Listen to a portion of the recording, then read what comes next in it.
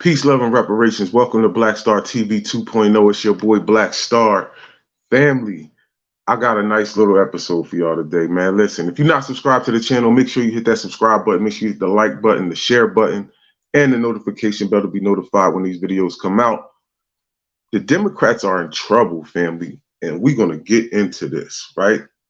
They know that black people are not feeling them right now.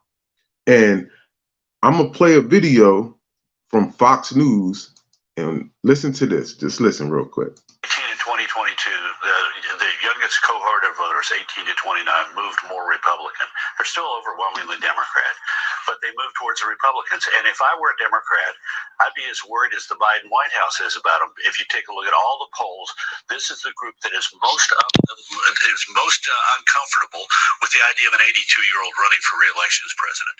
The lack of enthusiasm among younger Democrats or among younger voters towards the Democratic front runner, Joe Biden, is palpable. That's exactly why they have continued to try, for example, on the student loan forgiveness. They're trying to bribe them, hoping that by, it's a time.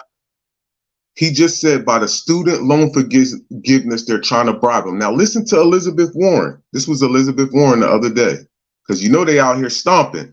Now listen, family. And so we've been together fighting to try to cancel student loan debt. Student loan debt is a racial justice issue.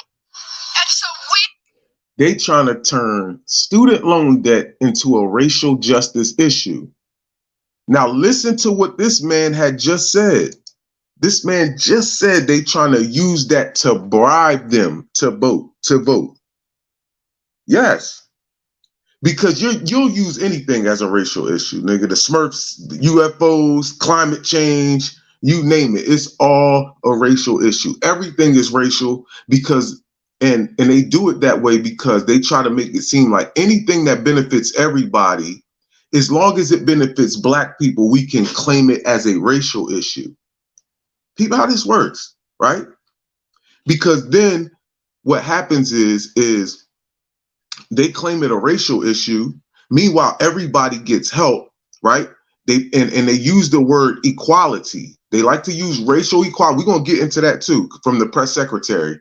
They talk about racial equality and racial equity, but right, equality comes with 13% of the population, even though we're more than 13%, but let's just say we're 16% of the population. We should have own and control 16% of the resources, wealth, and power in the country, right? That should be, you should see that everywhere, not just at jobs. You should see it everywhere in Congress and in political offices, everywhere, right? But that's not what's going on. Is you want the people at the top to get the same thing as the people at the bottom and then call that equality. That's what y'all are doing. But let's play this some more. Time of bread circuses, we're back in the Roman era, and they can buy their votes, and it's ain't working. But the polling data, there are two groups that look like the lack of enthusiasm could be deadly to the Democrats in 2024 if the Republicans nominate a fresh face, and those are younger voters and blacks. Whose enthusiasm level. Let me shake my. It's just blacks. And you know what's so funny? They always try to make it seem like the 13% of us, of the population, and watch this, because they try to make it seem like 13% of the population is swinging the whole election for the entire country. Mind you, it's not the whole 13% that's voting. We know that though, right? Because all the kids can't vote, and we know all our elders ain't really voting, right? Not the super older ones, right? So again, we don't have the whole 13% voting. So how are we really swinging elections, right? But when he say younger voters and black voters, he just mean black voters in general, young black voters and black voters. We just not beat for the voting because we get nothing out of it. My head, Carl. The Biden team is not concerned that young voters are going to vote for Donald Trump or for the Republican ticket. They're concerned they would either not vote at all, that's a real possibility, or that they'll vote for like Cornel West, who has a lot of appeal for younger voters as an independent candidate. And so their task is really to not persuade them to vote Democratic, but to persuade them to bother to go to the polls. And the big problem there is that younger voters do not see politics as an effective way to address the issues that matter in their lives. So you need to get Washington to be more functional. You're going to energize younger voters. See, because I just said this the other day to somebody, like, okay, I deal with black issues and that's all I deal with. But let's be for real. Even when you look at it on a large scale of everybody in the United States, dog, y'all playing all of us. You sending $113 billion to Ukraine. You sending billions of dollars here, trillions over here, trillions over there. You sending money everywhere. Meanwhile, we got a mean ass homeless rate. You got your average Joe can barely get by right now. Y'all low key not talking about these gas prices, but they're the same exact prices they were when COVID fucking happened. Yeah, nobody's really paying attention to that and nobody's saying anything about it, right?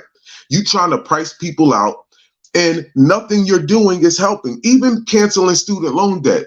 It's going to do a little bit, but for real, you still not giving people loans for businesses. You're not giving people loans for houses. You're still not giving people, you're not going to do that shit. So at the end of the day, you're really not helping anybody. I agree with you that the likelihood is the decline in turnout is what they're most concerned about. 6% fewer 18 to 29-year-old voters in Arizona failed to turn out. He loses Arizona. 1% fewer black voters in Georgia turn out to vote in 2024 than voted in 2020. He loses Georgia. So even on the margins, these groups that are not enthusiastic or maybe willing to go to Cornell West or maybe to contemplate staying home, that's the problem for the Democrats. Well, and so as you heard, it's a...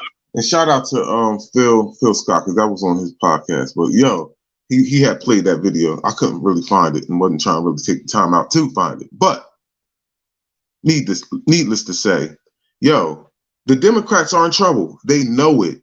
They're going to be saying anything. They're going to turn everything into a racial issue. And I want y'all to listen to the press secretary.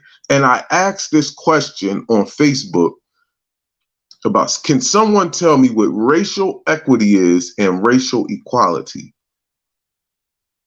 I'm gonna play the video. Racism in other cities and states. Hold on. go ahead, Alex.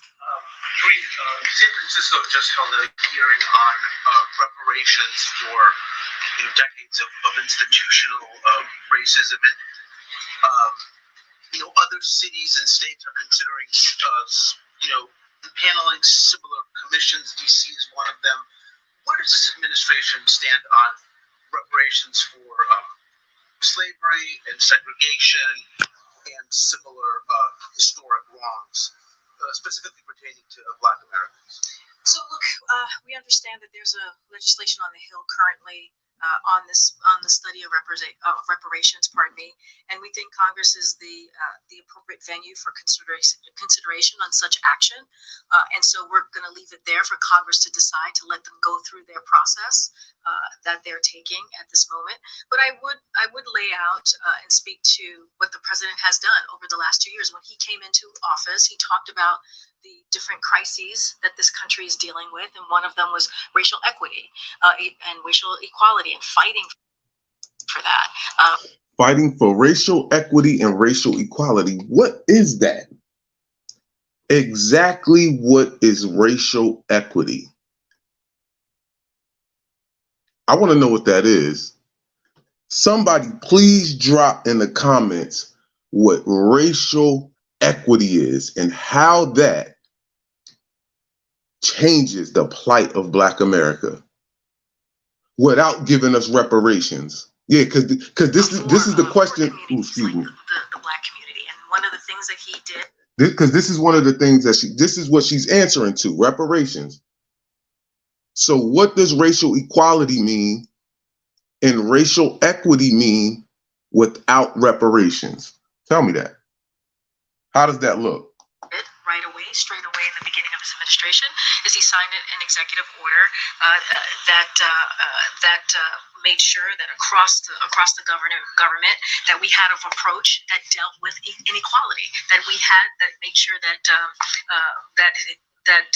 political appointees and she doing a lot of stuttering in those agencies put that put that equality lens as they were moving forward with dealing with policy. And so that's important in really getting to the root of that issue. Clearly, that's on the federal level.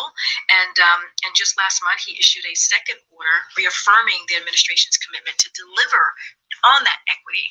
So the president has shown his commitment. He's spoken to this. On that, she's saying a whole bunch of nothing.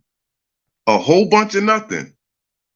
Issue that in particular the black community has to deal with for generations upon generations. So he is going to continue to lift that up. But as it relates to the legislation, we want to leave that in the hands of Congress. Go ahead, Alan. Yo, they want to leave it in the hands of Congress because they know Congress not going to pass it. Because he could just do an executive order, but we don't want no more. Well, we do. I'm not going to say we don't want no more because we do want state reparations committees and things like that, right? But we want that federal one. See, they trying to stay away from all federal shit because they know federal is where we're going to get the bread. Because then you got to give it to everybody and you can't just give it to the people in that state. You see what I'm saying? So, family, I'm going to let y'all go. Peace, love, and reparations. The Democrats are done. Please hit the like button, the share button, and hit that subscribe button if you're not subscribed. I love y'all. We up out of here.